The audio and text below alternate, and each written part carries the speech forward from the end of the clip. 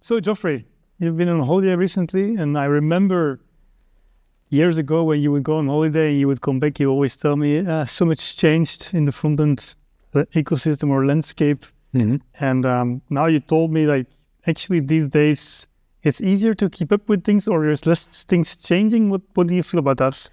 Yeah, I mean, I've started when you used to create like web applications with require.js, JavaScript modules and stuff like that. All of these crazy workarounds to have like modular code and all of these frameworks and like their first steps like Backbone.js and stuff like that. And there certainly was a moment in time where you would go on like a holiday, come back, and there was this new framework that everybody suddenly started using. And I think like in the last couple of years, things eased down a little bit. I think that there are like a couple of clear winners. I mean, I'm calling them winners, but I'm not necessarily saying that in like a game aspect way.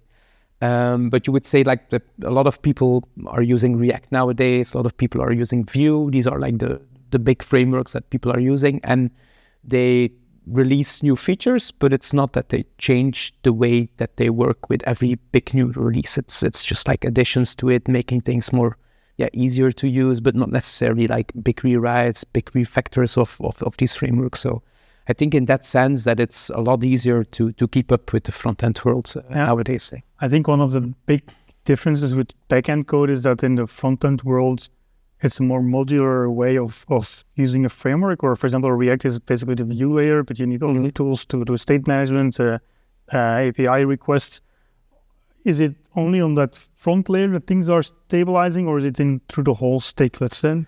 Yeah, well, I mean, I think you're right. Like React was always marketed as like the view layer of your application, and with that, a lot of people like started thinking about like how would the state layer look, how would the routing layer look, how would components look, stuff like that. And with languages that have a big adaptation, you see a lot of solutions, a lot of people that create their own like open source solutions for it. And then there were a couple of people from the React team that were like kind of actively pushing like Redux and frameworks like that. So everybody jumped on Redux. But then after a while, people started to get to the conclusion that maybe like the ways that Meta solves their problems isn't necessarily the way that you should solve your problem in your application. So they came back to like more simple solutions. So I think in general, there's like a big shift back to easier solutions, I think, like not immediately using this super big framework to manage your state, but keeping it simple. And then it becomes more complicated, introducing new things.